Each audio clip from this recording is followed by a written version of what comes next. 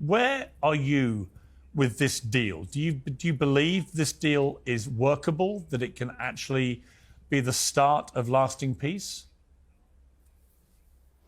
Well, of course, I welcome an end to the unrelenting slaughter and bloodletting for the past 2 years. There's been hundreds of October 7ths that have happened in Gaza. Of course, I welcome the cessation of massacres. The bare minimum demand for the last 2 years has been a ceasefire. So, of course, I welcome that. I think it's a big gamble by Hamas.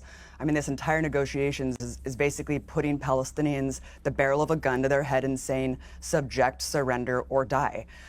First of all, no Palestinians were at the negotiating table. It was Gulf client states speaking on their behalf, Netanyahu and Kushner, who's personally invested in the settlement process. Aside from that, they're talking about putting in a technocratic governing body by the likes of Tony Blair. I mean, this is basically cementing the subjugation of Palestinians, peers. And I think the most cartoonish thing of all is the demand for full demilitarization of Hamas and other armed factions. I mean, basically what that is saying is that the precursor and justification for genocide is the notion of armed resistance. Jonathan, let me finish.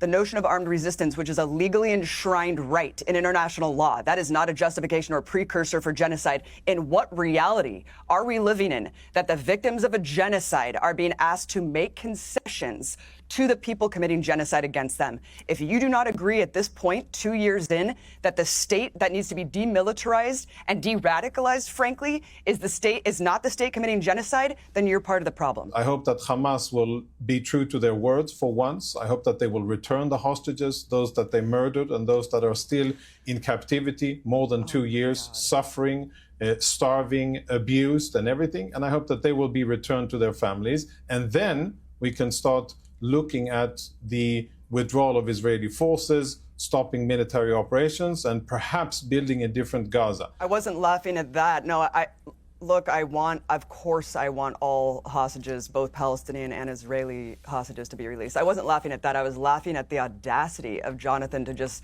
gaslight and lie and project everything that Israelis are doing onto Hamas and onto Palestinians. The audacity to look at Gaza today, which is completely demolished. We just saw the finance minister saying the demolition's done. Now the real estate bonanza begins. Netanyahu has said, bragging over and over again, we're not going to withdraw. You think we're going to withdraw? It's a joke, Jonathan. The world knows you are lying. You have lost the plot. You know who can't come home? The 17,000 children that Israelis have slaughtered.